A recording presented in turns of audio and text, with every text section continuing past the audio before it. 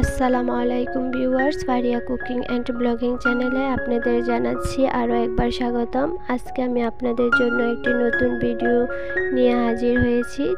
নতুন ভিডিওটি হচ্ছে পাকা আম দিয়ে কিভাবে প্রোটিন তৈরি করতে হয় সেই রেসিপিটি আজকে আমি আপনাদের তৈরি করে দেখাবো। চলুন কথা না বাড়িয়ে দেখে আসি কিভাবে পাকা আমের প্রোটিন তৈরি করা যায়। এইখানে আমি একটি আম নিয়ে নিয়েছি, অবশ্যই পাকা মিষ্টি একটি আম নিয়ে নেবেন। আমি এইখানে পাকা আমের প্রোটিন তৈরি করব, তাই এইখানে আমি একটি পাকা আম নিয়ে নিয়েছি।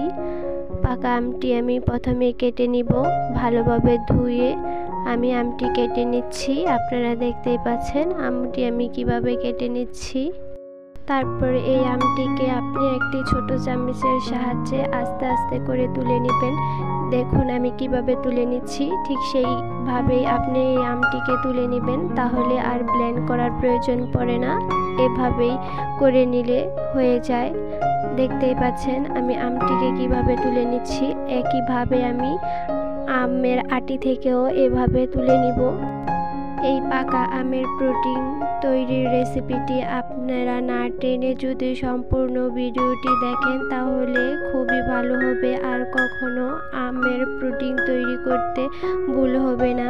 আমি একটি চালনি দিয়ে এই আমগুলো ভালোভাবে চেলে নিব, যাতে করে এই আমের মধ্যে ছাবা থাকে, তাহলে এগুলো এইখানে থেকে যাবে। দেখুন আমার চালনি দিয়ে আমি কত সুন্দরভাবে এগুলো চেলে নিয়েছি, আর কোনো ছাবা নেই। খুবই সুন্দরভাবে একটি মিহি পেস্ট তৈরি করা হয়ে গিয়েছে, দেখতেই পাচ্ছেন। এখন আমি চলে যাব চুলায় আমি আগে থেকেই একটি প্যান বসিয়ে রেখেছিলাম, কিন্তু চুলাটা অফ ছিল। এইখানে আপনি চুলাটা অফ রেখে এই কাজটি করতে হবে। দেখুন আমি এইখানে একটি আম নিয়ে নিয়েছি, ওটা এখানে ঢেলে দিচ্ছি। তারপরে এখানে দিয়ে দিচ্ছি 1 চামচ পরিমাণ আগার আগার পাউডারটা দিয়ে ভালোভাবে মিশিয়ে নিব। দেখতেই পাচ্ছেন আমি কিভাবে মিশিয়ে নিচ্ছি, আপনারা ঠিক সেভাবেই মিশিয়ে নেবেন। খুব ভালোভাবে এই আগার আগার পাউডারটা মিশিয়ে নিতে হবে। তারপরে আমি দিয়ে দিচ্ছি 3 চামচ পরিমাণে চিনিটা দিয়ে আবার আমি ভালোভাবে গলিয়ে নিব, নাড়িয়ে চাড়িয়ে। আমটা খুবই মিষ্টি ছিল, তাই চিনির পরিমাণটা অল্প দিয়েছি। এখন আমি চুলাটা অন করে কিছুক্ষণ জাল করে নিব। দেখুন কিভাবে আমি জাল করে নিচ্ছি। আমি খুব অল্প সময় এই আমটাকে জাল করে নিব, বেশিক্ষণ জাল করা যাবে না। দেখতেই পাচ্ছেন আমি খুব অল্প সময় এটাকে জাল করে নিয়েছি। এখন ঢেলে নিচ্ছি। এখন আমি এই আমটাকে এক সাইডে রেখে দিব কিছুক্ষণের জন্য।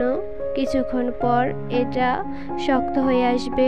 নর্মাল তাপে রাখলেই চলবে। যদি আপনি তাড়াতাড়ি করতে চান তাহলে নর্মাল ফ্রিজে রেখে দিতে পারেন, তাহলে খুব অল্প সময় এগুলো শক্ত হয়ে যাবে। এখন আমি কেটে নিচ্ছি কিউব আকারে। দেখতেই পাচ্ছেন আমি কিভাবে কেটে নিচ্ছি, আপনারাও ঠিক সেভাবেই কেটে নেবেন।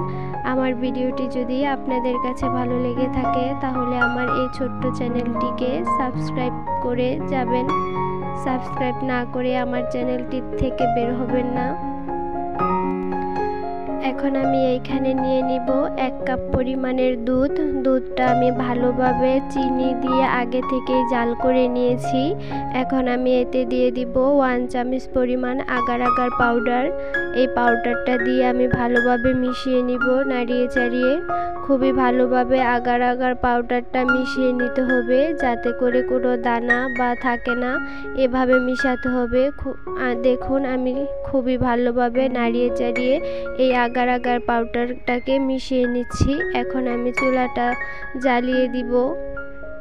আপনারা মনে রাখবেন যে এই চুলাটা অফ করে তারপরে আগার আগার পাউডারটা দিতে হবে। এখন আমি এই দুধটা এই আমের মধ্যে ঢেলে দিয়েছি এবং চামচ দিয়ে নাড়িয়ে চাড়িয়ে দিয়েছি। এখন কিছুক্ষণের জন্য রেস্টে রেখে দিব। কিছুক্ষণ পর আবার আমি ফিরে আসলাম। দেখুন আমার এটা খুবই শক্ত হয়ে গিয়েছে। আমি এটা নর্মাল তাপমাত্রায় 20 মিনিটের মতো রেখে দিয়েছি। এখন আমি একটি ডিশে এটা ঢেলে দিব। আপনাদের দেখানোর জন্য যে কতটা সুন্দর বা পারফেক্টলি ভাবে আমার এই পুডিং রেসিপিটি তৈরি হয়ে গিয়েছে। দেখুন আমার পুডিং রেসিপিটি দেখতে যেমন সুন্দর হয়েছে, মাশাআল্লাহ খেতেও খুবই ভালো হয়েছে। আপনারা এইখানে দুধটা ভালোভাবে জাল দিবেন, তাহলে দেখবেন আপনাদের পুডিং খেতে খুবই ভালো লাগবে। আপনাদের কেটে দেখাচ্ছি যে ভিতরটাও কত সুন্দর হয়েছে। আমি দুধটা ভালোভাবে জাল করে নিয়েছি, পুডিংটা খেতে আরও বেশি মজা হয়েছে, একদম দইয়ের ফ্লেভারের মতো। দেখুন আমার পুডিংটা কত সুন্দর হয়েছে, মাশাআল্লাহ খেতেও খুবই ভালো হয়েছে। এভাবে যদি আপনি কাউকে তৈরি করে খাওয়ান তাহলে যে কেউ এই খাবারটি পছন্দ করবে এবং খেতেও চাইবে। যে জিনিস দেখতে সুন্দর হয় মাশাআল্লাহ খেতেও খুবই ভালো হয়। আমার রেসিপিটি যদি আপনাদের কাছে ভালো লেগে থাকে অবশ্যই আমার চ্যানেলটি সাবস্ক্রাইব এবং লাইক শেয়ার কমেন্ট করে জানাবেন। আজ আর নয়, আল্লাহ হাফেজ।